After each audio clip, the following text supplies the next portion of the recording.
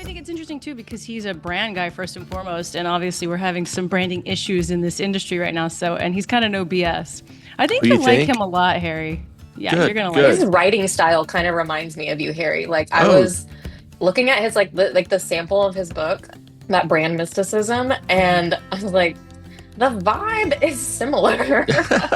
Good. He's cooler though. Just kidding. Well, I mean, he obviously is cooler. He invented a gin. I mean, come on. And a rum. And all rum. this other crazy Right. shit. And a bunch of other shit. Yeah. Right.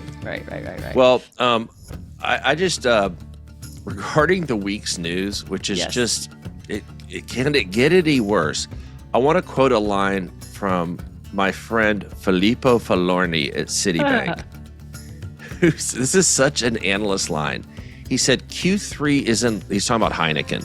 Yeah. Q3 is in line with expectations, and the absence of new negatives is likely to be seen as a small positive. I know that is when you have to look that deeply for good news. And I'm not like slamming Heineken because it's been this way for everybody. Yeah. Oh yeah. There was that. There was the Molson Coors restructuring, right? That we started the week off with, where they're gonna cut about 400 positions, not necessarily 400 working people, but positions, which in the biggest restructuring since 2019, when Gavin hatched his revitalization plan. And I think, to your point, an analyst had pointed out that in that last iteration of restructuring, they saved like 150 million. But this time around, they probably won't save nearly as much. So yeah, I don't know if that's true or not. And then the other thing, of course, go ahead. Sorry, Harry. I was just going to say that, can you imagine running a company so big that you fire 400 positions, right? And it's only 9% of your. Yeah, I mean, I know. I mean, I obviously feel bad for those people who lost their positions, but wow, I mean, they're so big. These brewers are so big, and distillers. I know. It's the other crazy. news item Brown-Forman that did the same thing earlier this year. Right. Who did? Brown-Forman. They were 12% of their workforce. And it was like it got rid of the cooperage. People.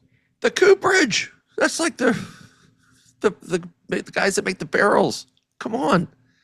But I mean, yeah, it's all over the place. I also saw a story where craft distilleries they're going out of business in droves, just like craft brewers are. It's just tough out there. Let's just say it. And I like that. My friend and frenemy, let's call him Tom Wark. He wrote, the title of his fermentation blog today was, "No, women, you're not going to die from taking a sip of alcohol." Yeah, it's doesn't beat around the bush. No, it'll come back ish. Of course, most of the headwinds are cyclical. I think, to me, the biggest structural factor is how much more cannabis is a competitor now, because the people who wouldn't have indulged before will now, because it's just so much more accepted and just so much more mainstream. Yeah. I think that's the biggest headwind. And I'm interested to ask Steven his thoughts on, this whole PR crisis that we're having in Bevalk, but because he started actually in tobacco. So I'm curious his thoughts. That's interesting. Yeah. Too, right? Hopefully it's not, we got to get our nicotine patches. Yeah, right. Our version of that, which might be Spirit RTDs. Which is not out. It's not out Spirit RTDs. Maybe it's even hemp THC, right? Exactly. What is the zin of the industry? Right. We are so excited to have you on this podcast. I'm so excited to be on your podcast. Well, thank you. I don't know if you know this, but this is the podcast where all your dreams come true. I heard that. That's what I was. Well, we hope to over deliver and under promise. But where are you guys? Where are you? We're all everywhere. in different places. I'm in San Antonio. Sarah's in Houston, and Jen is in Austin. We just cover the Texas Triangle. Okay. All right. All down here. But thank you for being on the podcast. And Jen or Sarah, one of y'all introduce our guest, and so we can get right into it. Yes. Okay. I will give you the official BeerNet Radio welcome. I would like to welcome to Beer Net Radio Steven Grasse, founder of Quaker City Mercantile, which I believe is dubbed the world's leading Bev Alc branding agency. And you're also the father of New Hampshire-based Tamworth Distilling, one of the most unique small batch distilleries in the country, which has hatched brands like venison-flavored whiskey and bourbon tinged with beaver musk, which we'll talk about in a little bit. But it's hard to introduce you quickly because you just have your fingers in all of the pies. You're a legendary booze marketer. You are perhaps best known for creating Hendrick's Gin and Sailor Jerry Rum, which you sold to William Grant and Sons. You've also worked on sacred beer brands from Narragansett to Miller High Life to Guinness. You have Quaker City Mercantile, where you work with every Bev Alc supplier from AB to, Garrison Everybody. Brothers. Yeah, Everybody. literally everybody. And Art in the Angel Spirits. And you're a co-founder of the Pathfinder. And I could go on and on and on. I don't know how many hours are in your day. There's only 24 in mine. But anyway, welcome, Steven. Great to be here. Thanks for having me. Yeah. So, little bit of a fan. I read Brand Mysticism, and you cover many lessons, but you talk about giant brands like Miller High Life or Guinness having rung you up over the years to fix their branding problems. And I'm just like, what made you the go-to guy where they were like, we need Steven? I mean, what could you pinpoint a reason? It's interesting. Our journey, we've been in business for 35 years. And for many of those, for the first 20 years, we were tobacco. We did all of R.J. Reynolds tobacco. We did Camel, Winston-Salem, Cool, American Spirit. First brand I ever created was called Red Camel, Camel with a K. Coolest. I was going to say the F word. You Coolest can say the F word. Well, Harry has to edit it, but you can say it. Coolest fucking brand ever. And I think all of that, we always said it was the marketing Marine Corps to be in the tobacco business because you weren't allowed to do anything.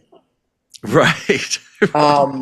Literally, almost nothing. But the perfect storm was you weren't allowed to do anything, but there was money to do stuff that you weren't allowed to do.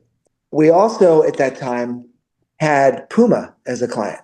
And we were the team that took Puma from a $50 million brand to a $7 billion brand.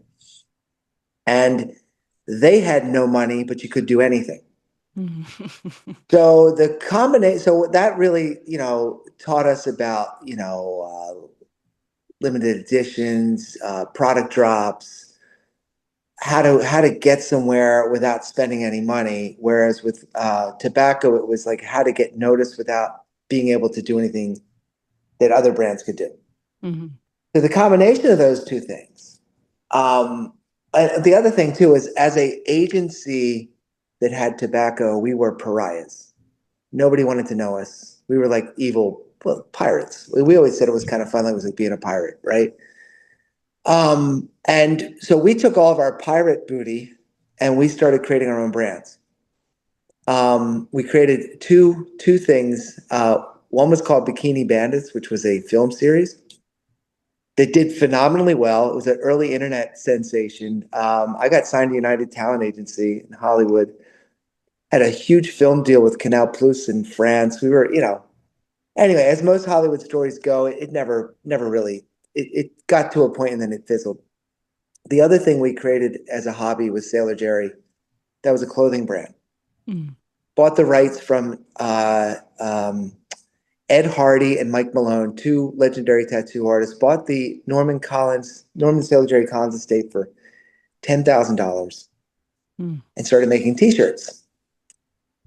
And then William Grant and Sons, they were also one of our few other clients besides tobacco. And they said they needed a rum and a gin in their portfolio and created Hendrick's, which, that's a different story. But we created Sailor Jerry Rum because we thought we'd sell more t-shirts.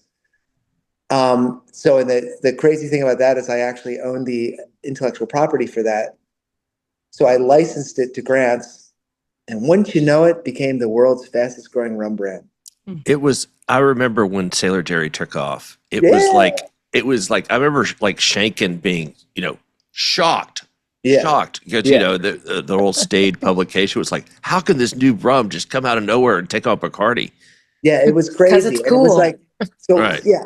Well, and the way we described it when we sold it into Grants, it was the punk rock Captain Morgan. So we just said, wouldn't it be great if Captain Morgan wasn't so stupid? Right? And so Respects to yeah. Diageo. Well, I mean, yeah. I mean, Judge has been a Well, great client of ours for years, but Captain Morgan is a, like, I don't know. But it was for Buckmore, you got 92 proof too. So, but anyway, um, that's kind of how. So your question was, why did people call us? yeah, when beer, right? Like, Because we had two phenomenal hit brands back to back, right out of the gate. Well, it's also, going back to the Camel days. Red Camel was also a phenomenon when we did it. But the thing is, we know how to grow brands. We know how to create. So I always say creating a cool brand is the easy part. Making it stick, that's the magic. right. Making it actually grow and sustain, that's what's pretty impossible. But we had back-to-back hits with that because of our experience with sneakers and cigarettes. Okay. And then we just really trained us to be guerrilla marketers. And even if you have like a, $30-40 million budget, the rules are the same. Yeah. Because and when you ask a brand like Guinness, I mean, Sil Saylor, who was the CMO at the time, I get crazy calls like, "Can you come to London and have tea with me?" So And do you? yeah, so I got on a plane, went to London, and we had tea. And she said, "Guinness doesn't know how to innovate. Every time we launch something, the moment we pull the massive marketing support, it collapses." So we said, "All right." The first thing we always say, because like if you've read Brand Mysticism, you know this. I'm a history nerd. We always say, "Show us the archives." So we get into Guinness's archives, and we're just like, I mean, the issue too is that what was interesting at the time. We were, as Americans, we were very much aware of the craft beer phenomenon, and we just were like, Guinness used to be it's the original craft beer. But increasingly, they were not even in the bars because they were being edged out by more interesting stout options or whatever. And everyone owned a Guinness T-shirt, but nobody was drinking the beer anymore. So we went into the archives and said, "You guys gotta, let's in it. Like, can we create a craft brewery within St. James Gate?" That was our big idea. Right. And so we took over the old pilot brewery inside St. James Gate, which I think dates back to like 1920 or something. And we dubbed it Open Gate Brewery and started cranking out craft beers that were riffing off the brand's heritage with ales and stouts. And again, what we do is we kind of build this idea of you sort of incrementally grow that it has to be authentic to the brand. So we didn't just create like InBev bought Goose Island, right? We said, you don't need to do that. You need to create, it adds to the authenticity of the brand and builds the foundations of who you are by creating some of the old recipes that you've done 150 years ago. So we came out with it. What were they? The West Indies Porter and the Dublin Ale, Dublin Porter, Golden Lager. We had a bunch of them, but they were all literally based on old recipes. And it just sort of took off from there. So, and then again, and then things kind of cascade. We did the same with Pilsner Urquell. And that was can you come to, again, it was always London. Can you come to London and have dinner with the CEO of SAB, right? Had dinner. Like Graham Mackay at the time. Probably. Yes, it was. And he's like, just people were like, "How do you do what you do? What do you do?" And then like, "Could you fix Pilsner for me?" And we're like, "Yeah, I think so." But what's interesting about us too is like, because we own our own distillery or, we're one of the owners of Narragansett, we don't think about marketing. I think about product. So we were like, what's the problem with Pilsner? Well, we can't export it because it skunks up. So we were like, well, why aren't you doing cans and why is your glass green? Stuff like that. See, that's the way we think. So then that becomes a packaging overhaul, but it's a packaging overhaul with a purpose. And while we're in Prague, they took us to one of their tank bars, which is where they serve the unpasteurized beer. And we're like, could you do this across Europe? Yes. Can you do it in America? No. I'm like, okay, can we at least do it in Europe? So we did them across Europe. And wouldn't you know it, Pilsner just shot up to be like the #1 growth brand within SAB. And then, wouldn't you know it, SAB sells to, they sold to InBev, right? And then Yep. InBev Anheuser-Busch sold it. InBev. Yep. And then InBev sold the brand to Kieran. And then we're just lost. We're lost in the shuffle. Yeah. But it's like, but our approach to things isn't, and I think this is why they come to us too, because our approach to things isn't, you need to do a wacky ad. It's like, I mean, we know how to do advertising, but that's never the solution, especially now. No one cares. No one looks at ads. So what's the solution now? Because everything's in the toilet, okay? Small question. Yeah, it really is. Really is. I put a post up on LinkedIn the other day because I guess there was that article in the New York Times. Mm-hmm. And I wrote that I kind of agree with some of the sentiment of it because I feel like it just, the craft, it's really just a question of oversaturation. I mean, we all know what happened.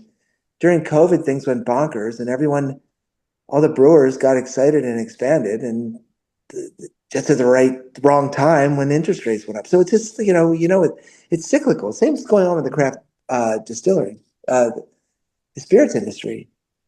And it's just cyclical. And the question is, like, who can hang out the longest and sustain and withstand the, but I do think that more classic packaging and I just think we're in a period where doing the wacky stuff's not going to help you right now.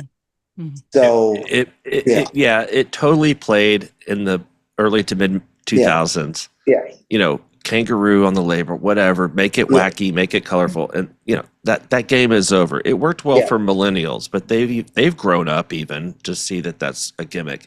Yeah. And I'm this is a weird question. But I'm curious, what made you put this gin that you created, Hendrick's, in a medicine bottle? Like it's an old timey, like. Yeah. Well, this is the way my mind works. It's also at the time, this is 25 years ago, I didn't know how gin was made. I was just asked to go to Scotland and see Sir Charles Gordon Grant's gin palace. And I'm like, what's a gin palace? I actually thought it was going to be a palace. I spent a week. What is a gin palace? I don't even think I know. It's a gin distillery. But I spent a week with him, and his partner, Francesca. I spent a week with them in a van touring Scotland, which I think when I told people I did this at Grant's, they were like, you did? No one's spent time with him like that. So anyway, got to the gin palace. It was a garage with 2 ancient stills in it. And I just looked at him and like, oh, this shit looks like Jules Verne. This is so Jules Verne. And then when Charles explained it to me how gin was made, I'm like, oh, okay. So this is kind of like an apothecary. And so it's just like Jules Verne, Victorian apothecary. So steampunk. Yeah, well, no, steampunk didn't even exist then, right? So, right. But we went, when I got back to Philly, I asked my assistant, who is now the company president, Rona, I said, go out to antique stores and find old poison bottles.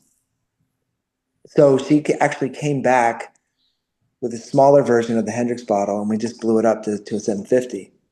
And I always say, man, Grant's was great because we did one focus group after the product was made. And everyone sat up at the table. It was put down in the middle of the table. Everyone sat up and she said, we hate this. Of course. But the person in charge of Grant said, did you see how they reacted? Like they all took notice. Let's go. Let's roll with it. But that's where the line, it's not for everyone. Maybe for a tiny handful of people all over the world. all those lines, which are still it's still what's on the hang tag, that came from the single focus group we did where people said they hated it because we realized it wasn't for everyone. It was very unusual. I think Hendrix kicked off the entire craft movement. I know it wasn't made by a craft distiller, but it was the first small batch gin that wasn't a London Dry ever. And it was the first gin from Scotland. And I think that's what made it be really different. Sailor Jerry, it was, we always say there's three things that you need to do to make a spirit. Oh, there's actually four. You need differentiated liquid. Something has to be different about it. You need a unique packaging, and you need a brand world that is fully dimensional and differentiated. And then the fourth thing is time. The reason both Sailor Jerry and Hendrix worked is Grant's is family owned, and they allowed it to do what it needed to do. And when you launch a brand, if you launch a brand with a big multinational, you've literally have a few weeks before it didn't sell 1 million cases in 2 weeks. We're pulling the funding, but Grant's allowed it to grow and allowed us to figure out how to do it. And most people don't realize it, but the brand was launched in the US before it was launched in the UK. But it was really in the UK where it took off, and then we came back around. So yeah. Yeah. So I'm curious what your biggest passion project is right now. Is it Pathfinder? Is it Tamworth? Is it something else? Both Tamworth and Pathfinder for different reasons. Pathfinder's a lot of fun right now because it's taken off like a rocket ship. I haven't seen something like this since Hendrix. In terms of like, Gansett blew up too, but this is like explosive. And what's amazing is it's right at the right time. Okay. Because what I'm also having a lot of fun with is not dealing with a 3-tier system. Uh-oh. Which is because it's all amazing. DTC, right? You sell most of it. Well, we do a lot of DTC, but we just got into the full chain for Whole Foods. Okay. We're at every Total Wine. Total Wine took the whole thing without a single test. They just took everything. So I have not. And that's very different from spirits. The slow pace, and this is like a lot of fun. So it's like beating back like Target. Yeah, we want to be there, but not yet. Yeah. You know what I mean? Stuff like that.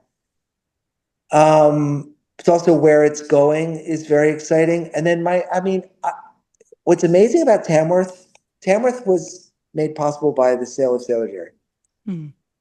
And it's the real deal. I mean, we're known for the stranger culinary whiskeys like the venison and the crab trapper and stuff, but we make an exquisite rye whiskey called Chicoroa.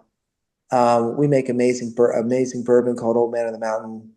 And our gin, I always joke with Hendrix, with Leslie Gracie, who's the distiller at Hendrix. I always say, when you want to taste some real gin, come to Tamworth. And they don't like when I make that joke. But our gin program is just exquisite. It's all really made from scratch. We're really going out and foraging and finding it's a really interesting process. The thing I find amazing about the distillery is just when you think you paid for everything, something either breaks or you need to build something new. So we just bought another 105 acres, and we just put up a beautiful new barrel house. We have plans for 4 more of them. And then ultimately we're going to build a bigger facility, but we're very careful. We're glad we didn't start all this when all the craft brewers decided to build too, because I feel like I think it's the big mistake everyone makes is expanding, thinking it's going to be good forever. So we're very cautious. When we launched Tamworth Distilling, interesting. It was funny because we had Bigwigs from Diageo came out. Bigwigs from Grants came out, and Ernest Gallo came out to wish us well and all that. And Ernest gave me the best advice. He said, craft distillers all make the same mistake.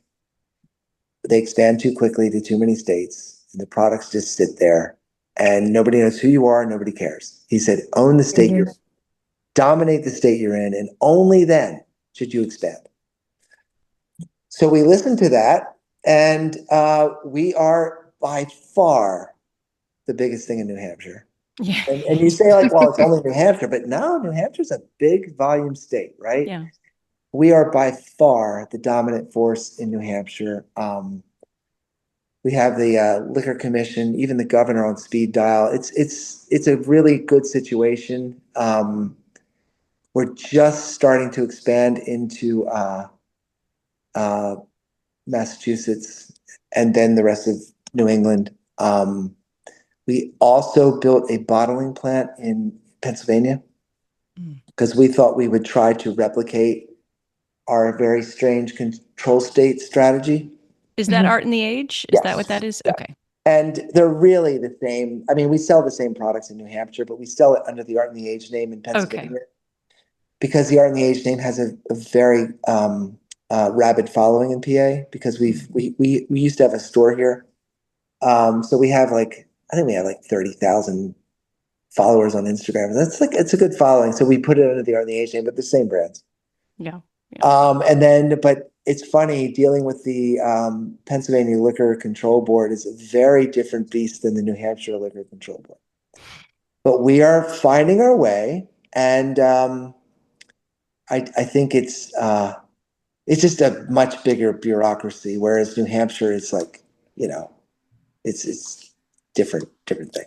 Is breaking into the control state system is clearly a strategy for you.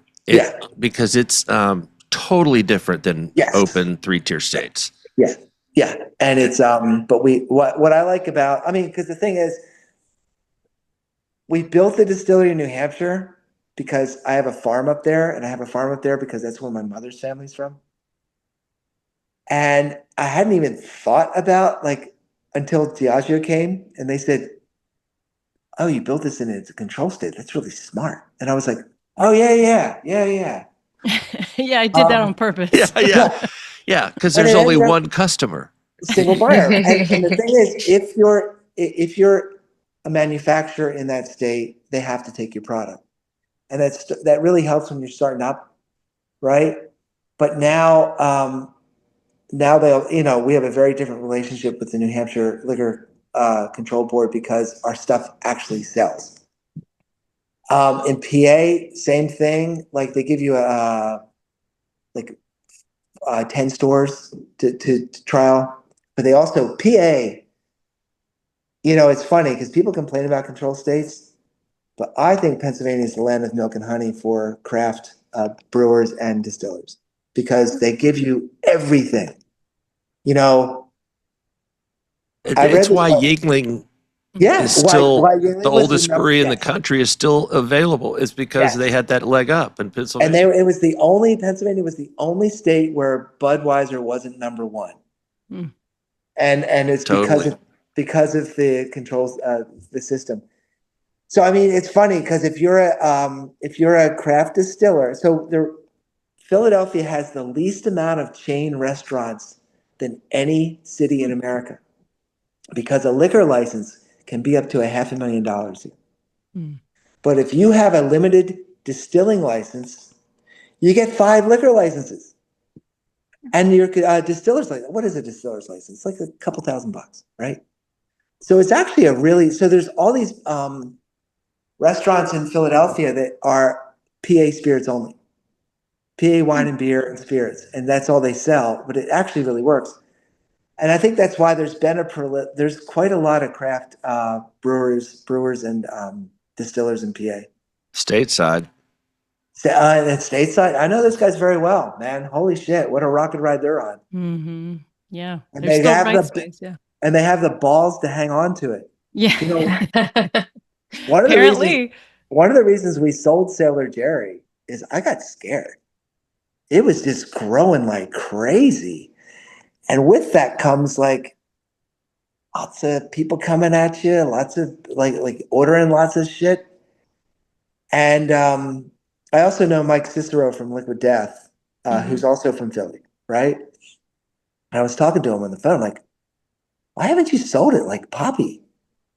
And he's like, no, we're going to grow this. And I'm like, it's really good. So I know stateside guys are really growing their infrastructure and good on them. I'm curious, do you ever see a scale brand coming out of Tamworth, or is that not the point at all? Would you hate that? I mean, yes, but it'll be a scale, but luxury in the sense of like, I think our gins have a real opportunity to grow, but the price point is $55 to $90. So, but I think if you're looking at brands like Silent Pool or what are some of the other super premium gin brands? So that's the goal up there. It's a very different thing than like we're not using co-packers or we're not using flavor houses. It's all actually really done that way, and there's only so much growth you can get out of that without investing serious money in infrastructure. So, and the thing is, it's funny because my my dad's side of the family, they're all Mennonites from Pennsylvania, and we don't borrow money. We're very, very old fashioned that way. So we grow when we grow. Yeah, so I mean, I think then too, this kind of dovetailed into like the innovation question, right? At Tamworth, and like obviously, we've already mentioned you put out some, products with some very unique Yeah. ingredients. Yeah. So, what does that R&D meeting kind of look like, and then how do you see that through? Well, I mean, it's interesting because the extensive R&D we do up there, and that's really what it was set up as a test kitchen. Because that's the part of the job I enjoy doing is creating. But it's also a really great marketing tool to bring attention to. I mean, what are there like 5,000 craft distillers in the country now, or something like that? How do you stand out? Well, you make some different kind of stuff, right? So, I mean, the part of the innovation that broke out was we call it House of Tamworth, and they were the whiskeys with culinary started. It was wildlife. So the reason it started was we had I think some TV show was coming up to do these guys were looking for interesting stuff, and they said we're only going to come film if you have something truly unique. And so one of the guys who lives in Tamworth happens to be the state sanctioned beaver hunter. There's a big beaver problem in New Hampshire. So if you have a beaver problem, he's the one to call. He's the guy. A job for everybody. I mean, seriously, God, I wish I had a niche like that. Yeah. So we use the castoreum, which is the anal gland of the beaver. And then we had to lobby the TTB to, well, actually, no, it's interesting. So we've been told by the TTB that we are the most annoying distillery in America. You should put that on your, you should advertise that. Because we're always challenging them or questioning or pushing the limit of what we can do. So it requires, if you can prove ethnic use, like cultural ethnic use or historical use, you can lobby to get something that isn't on the GRASS list, the GRASS generally regarded as safe list. You can get something on that list. So the castoreum is it's used historically as, it's funny, as a vanilla flavoring. So it's because it sounds, eau de musc sounds like, oh my God, it's got real beaver in it. Yeah, but it kind of tastes like vanilla, which is funny. Would not have been my first thought. Exactly. But then, so we had to do the same thing when we got we have a black trumpet mushroom blueberry liqueur. And it took months to get the TTB to allow us to use mushrooms as a distillate. So it's just a question of and our head distiller is a biochemist with a PhD. So we go about it very differently than most craft distilleries because he's a true scientist. So it's we have an extensive laboratory or all sorts of equipment that most distillers our size don't have, and that's why we have such amazing flavors. We got Food and Wine's Innovator of the Year 2 years ago for the crab trapper, which was made from invasive green crabs. We came out just after that with Saison de Fray, which was a brandy made with smoked trout and trout roe, and that got Esquire Spirit of the Year. So the stuff, and then there was a whole article in Food and Wine about how these things are no longer gimmicks; they're actually, culinary masterpieces. And I feel like molecular gastronomy is what we're doing. We're using science to be able to. It's no different than, I'm trying to think who the famous restaurateur, the chef is who did molecular, who pioneered that. That's Right. Jose Andres, or yes. I forgot. What we're doing with spirits is no different than what he was doing with what's the restaurant in Denmark that was so famous, Nomu or something? Yes, I think so. Yeah, not Nobu. It's like, I forget what it's called. But anyway. Noma. Yeah. Yes. What we're doing with flavor and distillates is in a similar vein. But not everything. I guess, is there anything you wouldn't add? Yeah. Well, I mean, he's including beaver balls. So yeah, that's what I'm saying. The big idea I have that we can't figure out how to do it yet is, do you know that cockroaches secrete milk? Oh, no. Oh my gosh. No. Yeah. And that you can use it as you can make ice cream out of it. So I thought awesome. Why wouldn't we? Cockroach milk, like a cream liqueur, would be really fucked up. What would you call it? I don't know. I haven't gotten that far, but we can't figure out like the thing at the end of the universe. Well, it's funny because our venison whiskey, the Deer Slayer, the TTB said, okay, you can do it, but you have to use farm raised venison. Like the original concept was to use deer blood, right? And no, you can't do that. And no, you can't. It can't be wild. It has to be farm. So there's like, you know what I mean? So it becomes like a negotiation. Well, you don't want to get Lyme disease or something. Yeah. But what do they get? No, they get the brain. The deer get the mad cow version. Mad cow. Yeah. But did y'all know that my uncle died from mad cow disease? Oh, he was like one of the few people in the United States. They sent his brain to A&M in Bryan, Texas, to dissect it. He actually died of it, and we still don't know how he got it. Well, he wasn't, as long as he wasn't drinking Deer Slayer when he No. Let's just be clear on that for our audience. He was not drinking Deer Slayer. No slander here. Yeah. I'll go back and say, so we do. There's part of what we do is this, the crazy stuff, and it's funny because it's not. Is it a gimmick? No, I actually think it's a new form of culinary exploration. But we also make really great other spirits, and then we've introduced a line. So it's interesting. We kind of anticipated where the market was going. So we have the same spirits we have in PA, like a mid-tier line, which is we have Siege of Wolves, which is a new spiced rum, Grave Robber, which is a maple rye whiskey, but the maple syrup is tapped from graveyard maple trees. So you're not supposed to tap trees that grow into graveyards because the roots grow into the bodies.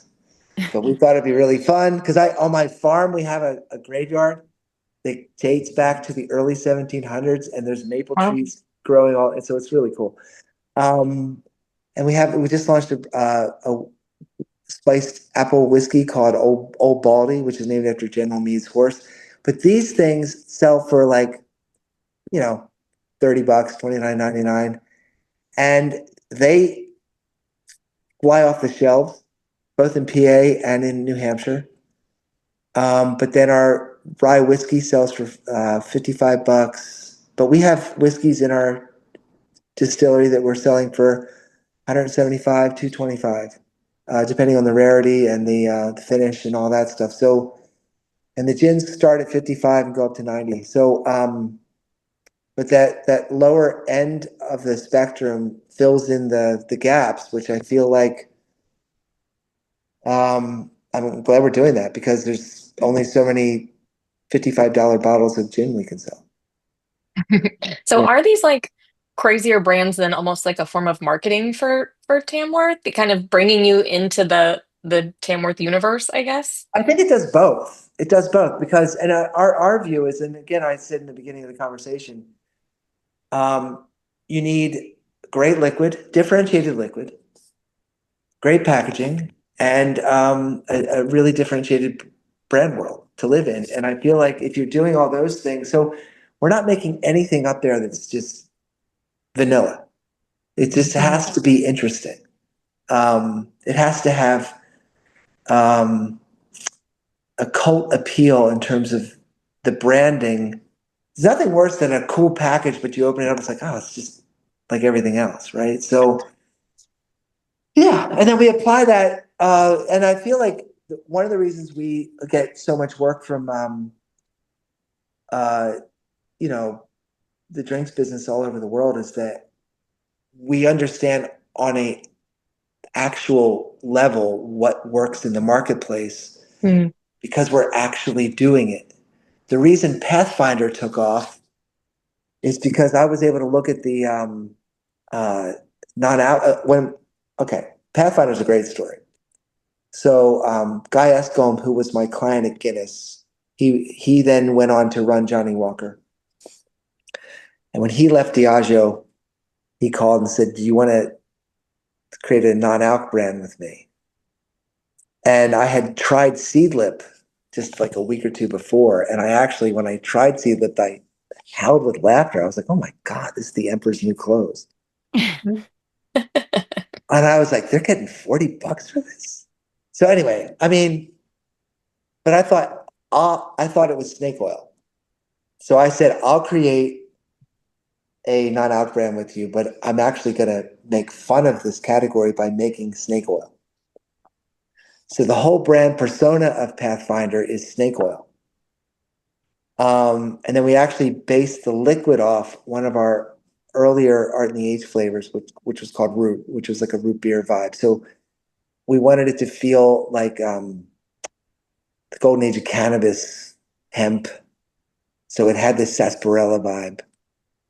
But at the end of the day, it was like I thought let's make a really great liquid that just happens to not have alcohol in it, and make it an Amaro like liquid, so that you can't. Because what I saw was everyone doing like tastes like whiskey, tastes like tequila, and I was like, no, you just got to make something really good that goes in anything.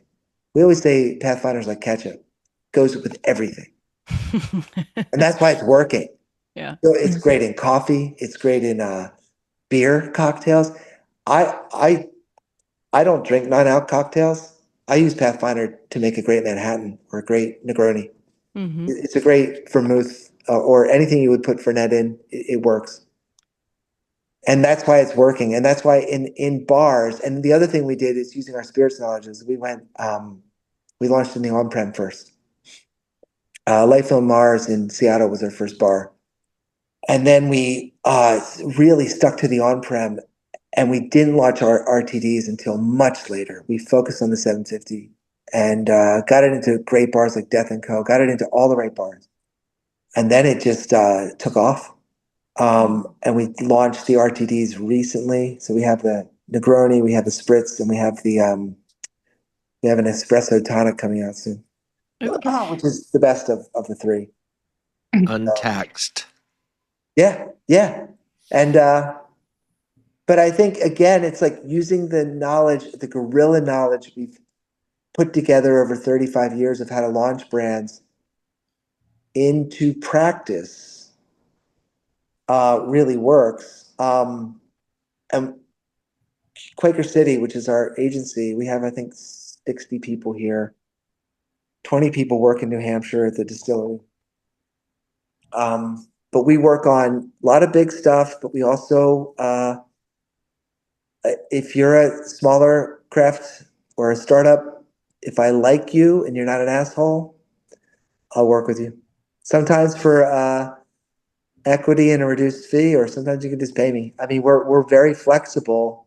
We do quite a few equity deals where we are like, yeah, okay, we'll be part of it. In exchange for a reduced fee. But I feel like I think what's going on with beer, I think it's a cycle. But I think if I was I think beer guys should be getting into THC and all this stuff. I think you just got to change it from being like beer, because I think the market's so crazy right now. Mm-hmm. But what we see is all the inquiries coming in. Most of them are THC at this point. Do you work with them? Do you work with Oh, the yeah, THC, hemp THC brands? Okay. Yeah. Yeah. We're and it's like it's the Wild West, right? Mm-hmm. Oh, But absolutely. that's where the money is right now. Mm-hmm. We're it's still trying to figure out if it's legal. Oh, I know, and it's kind of crazy. It's really crazy that it is. Yeah. Yeah. It really is a mistake from How can it be? It's not that surprising when you see how incompetent Congress is just in the first place. I But mean, you're talking to a tobacco guy here, so I'll take your money. yeah. I mean, what I mean by that is like I'm like I have the other reason we have the distillery in New Hampshire is I am a hardcore libertarian, live free or die. I think people can make choices, and I think I don't want to make anything irresponsible or that hurts anybody, but I think that I think the THC stuff is super interesting. It's not the genie's out of the bottle. It's not going back. We certainly hear that a bunch. Would you ever put, because I know, so Pathfinder is hemp based, but it is not hemp THC. Would you ever do that with that brand? I mean, that was the original idea. Okay. I guess we'll see. And do you think that sounds like a yes to me? Right. I don't know. I guess we'll see. Do you think it could be the biggest NA spirit? Because the NA spirits world is still quite small. Oh, we will be the biggest NA spirit. Absolutely. Okay. I think that it just blows out. It blows out of the store. Like I've never been involved with anything like this. Which is, it's fun when they were just the founders and I think we have eight brand ambassadors now, which is like shit, man. And then we just launched in the UK, but we just had a group meeting here and it was fun because everything's going in the right direction, it's funny because for years here's another good thing. For years in the tobacco industry, all you heard was doom and gloom. Mm-hmm. There was a point where we weren't allowed to write anything down because R.J. Reynolds was worried that the FBI was going to raid our offices. Okay. I know, it's crazy. So we're used to things being in the shitter. When they're not, it's amazing. So I feel like with the beer and spirits industry right now, like we've weathered enough storms that we know it's cyclical. Well, by the way, what's going to happen with bourbon and all that is no one's going to produce anything for a while. Then suddenly, whatever generation's going to say, we love bourbon and there's going to be a shortage, and then it's going to repeat it. I mean, we've seen it. That's what Max Shapiro was like. You never have enough. You never have the right amount of whiskey, is what he said. Yeah. Right. Yeah. And then, absolutely. So it's just going to be a while. I mean, it's a shakeout, and unfortunately it's quite brutal right now. So, Boy, it is brutal. Yeah. Well, every day I look at the newsletters, like all this spirits business, all these, and it's just like, my God, all these even big ones like 21st Amendment. Like I read that in the New York Times. It's like, oh shit. Yeah. It is Yeah. sad. It is guys you never thought would go away, right? Yeah. But I have, I always have one more question, Harry. Yes. Sure. I have two questions, actually. I'm going to be like an analyst on a call where they tell you to limit to one. And I'm always like, they said one, damn it. But anyway, okay. So you've worked in tobacco, as you said, right? Yeah. Do you think that industry went off of a cliff first and foremost because of the health halo, or was it something else? A. And B, do you ever get sick of booze? I think tobacco went off the rails because they were not. I mean, you all remember them all with their hands up saying doesn't cause. I mean, they fucking lied, right? Yeah. And they the problem is, it's funny because when we first worked with tobacco, it's like we discovered there's more varieties of tobacco than there are of grapes. Tobacco could have been a beautiful artisanal product. Instead, they sold it like a pack of soap in a disc. You know what I mean? They industrialized it and they deserved what they got in the end. But that being said, there's still a lot of people making billions of dollars a year on tobacco. Do I ever get sick of booze? No. And the reason we got into it, I was just going back to the when Bikini Bandits, when we almost made it in Hollywood. I mean, I was in Paris casting the movie. It was right, and then suddenly it all died. And I thought, my God, I enjoyed so much the storytelling and the way this worked. And I thought, that's the way spirits brands work, because once they get going, they go for 100 years. Mm-hmm. And it's amazing that you can tell these stories, and it's a high involvement product where people are very interested in how it's made and the story involved and all those things. So that's why we got involved with it. And the other thing is what we noticed when we did Puma is how fickle fashion was, and how it just like burn out, and you could be totally screwed if you made too much of something and you couldn't get rid of it. So that's what attracted us to spirits.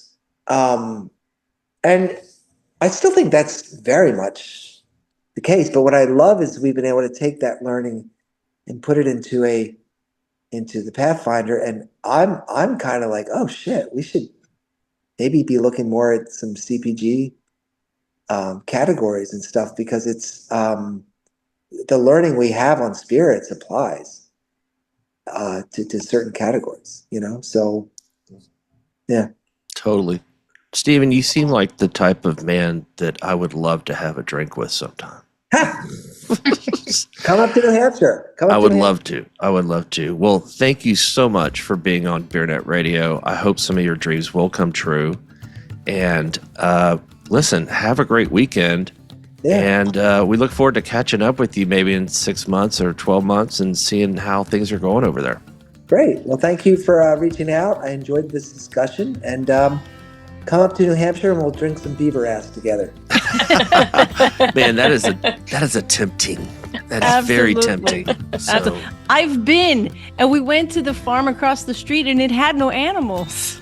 Oh, so you were there recently? We were there in July. Yeah. Oh, there's a scandal with the farm museum. The trustees spent the money wrongly, so there is no farm animals. Right. It used to be. Just last year, there were cows roaming and goats everywhere, and yeah, it's an issue. Kids were disappointed, but mom and dad still got their drinks, so it's fine. Good. All right, guys. All right, guys. Take care. Thanks.